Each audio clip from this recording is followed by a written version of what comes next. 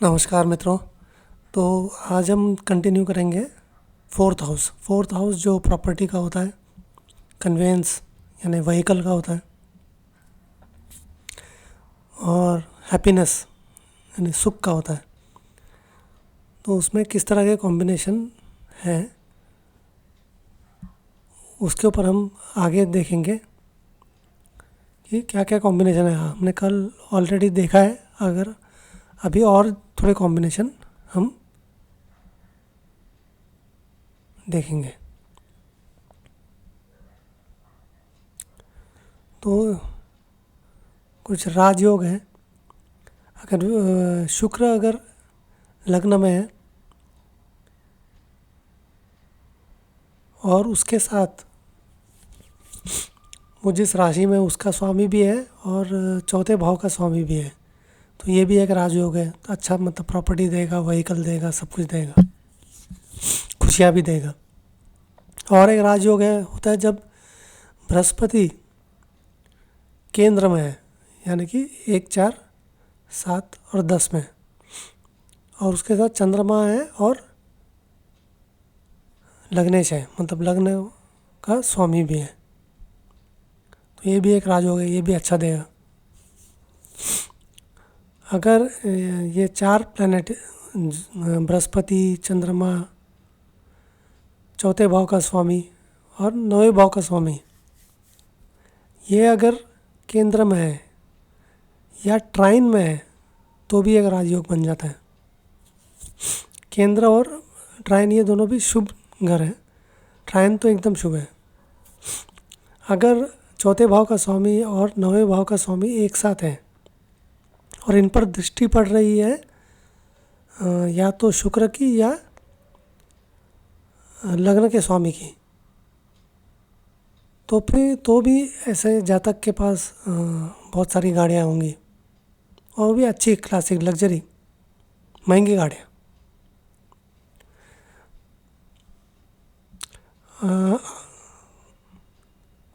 जातक हाँ, ये कॉम्बिनेशन उसके लिए जो जातक मतलब सुप्रीम कोर्ट में लॉयर, सुप्रीम कोर्ट में जज, मतलब अच्छे पोजीशन पे कोर्ट में, सुप्रीम कोर्ट, हाई कोर्ट में भी हो सकता है। अगर चौथे भाव में दूसरे भाव, 7वें भाव और चौथे भाव का स्वामी तीनों बैठे हैं चौथे भाव में और उच्च का है, और उन पर कोई शुभ ग्रह की दृष्टि पड़ रही है। अशुभ ग्रह की दृष्टि पड़ रही है तो थोड़ा प्रॉब्लम होगा। अगर शनि की दृष्टि पड़ रही है तो फिर भी ठीक है, शनि जज भी है। बृहस्पति की पड़ रही है तो बहुत अच्छा है। जातक के पास बहुत प्रॉपर्टियाँ रहेंगी अगर चौथे भाव और 10वें भाव के बीच में एक्सचेंज है, परिवर्तन योग है, और जो लग्नेश है, लग्न का स्वामी है, वो उच्च का है। अगर चौथे भाव का स्वामी, लग्न का स्वामी और 7वें भाव का स्वामी बृहस्पति से 11वें भाव में है, तो फिर भी जातक के पास बहुत पैसा रहेगा, बहुत प्रॉपर्टी रहेगी, ज़मीन रहेगी, बहुत सारी प्रॉपर्टी में भी ज़मीन। अगर चौथे भाव का स्वामी अगर दूसरे भाव में है और उसके साथ बृहस्पति है और शुक्र है, और 9वें भाव का स्वामी 11वें भाव के स्वामी के साथ है, तो भी जातक के पास बहुत सारी ज़मीन रहेगी। अगर मंगल दूसरे भाव में है, मंगल अगर दूसरे भाव में है राहु के साथ और 11वें भाव के स्वामी के साथ, मंगल, राहु और 11वें भाव का स्वामी दूसरे भाव में है और दृष्टि पड़ रही है चौथे भाव के स्वामी की, चौथे भाव के स्वामी की। तो फिर जातक के पास बहुत ज़मीन रहेगी और उसमें एग्रीकल्चरल ज़मीन भी रहेगी, जो अच्छी उपजाऊ ज़मीन।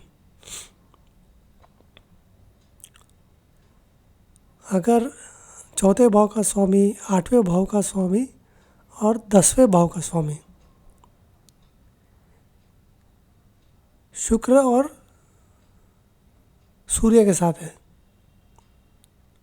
चौथे भाव का स्वामी, आठवें भाव का स्वामी और 10वें भाव का स्वामी शुक्र और सूर्य के साथ है, तो फिर जो जातक है वो गरीबी रहेगा और थ्रू आउट लाइफ, मतलब मरते दम तक वो गरीबी में ही निकालेगा। हाँ, दूसरों के साथ अच्छा रह सकता है उसका, लेकिन खुद के पास नहीं रहेगा कुछ। अगर शनि चौथे भाव के स्वामी को दृष्ट कर रहा है और चौथे भाव का स्वामी नीच का है, चौथे भाव का स्वामी नीच के शुक्र के साथ बैठा है और दृष्टि किसकी पड़ रही है? शनि की। तो फिर जातक की लाइफ बहुत उदास रहेगी, अकेलापन रहेगा और खुशियाँ नहीं रहेगी बिल्कुल ज़िंदगी में, ऐसे ही चलेगा। अगर राहु है चौथे भाव में किसी पाप ग्रह के साथ, राहु खुद भी पाप ग्रह है और साथ में भी और एक पाप ग्रह बैठ गया और दृष्टि पड़ रही है शनि की, तो और एक मतलब पाप ग्रह की दृष्टि पड़ रही है, तो फिर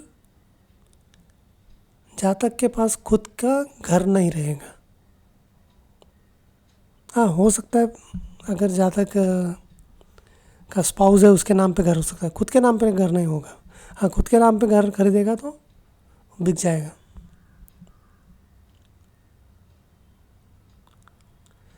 जातक के लाइफ में सिर्फ खर्चे रहेंगे, और खर्चे भी कैसे, कुछ फ़ायदा नहीं होगा, समझ, नुकसान वाला खर्चा, बेकार का वेस्ट ऑफ मनी होगा।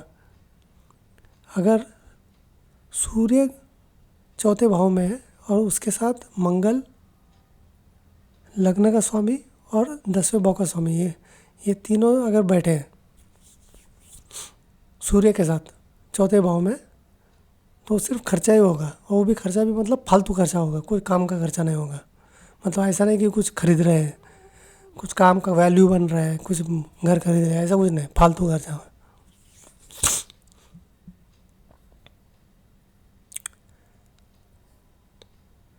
जातक अपने रिश्तेदारों के ऊपर डिपेंडेंट रहेगा या दूसरे लोग, बाहर के लोगों के ऊपर डिपेंडेंट रहेगा, खुद के ऊपर कुछ नहीं करेगा।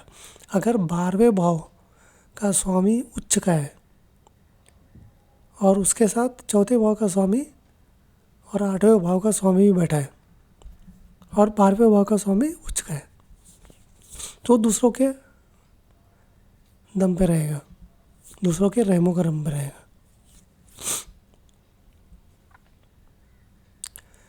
जातक के पास बहुत सारा सामान रहेगा, बिलोंगिंग्स रहेगी, कपड़े लत्ते, ये सब बहुत रहेगा, बहुत खुशहाली रहेगी, पैसा रहेगा, दोस्त भी रहेंगे, फॉलोअर्स भी रहेंगे। अगर शुक्र उच्च का है, 10वें भाव का स्वामी चौथे भाव में है और 9वें भाव का स्वामी 10वें भाव में है, फिर बहुत पैसा रहेगा, प्रॉपर्टी, पैसा, सब कुछ रहेगा। जातक के पास बहुत पैसा रहेगा, गाड़ियाँ रहेगी, प्रॉपर्टी रहेगी।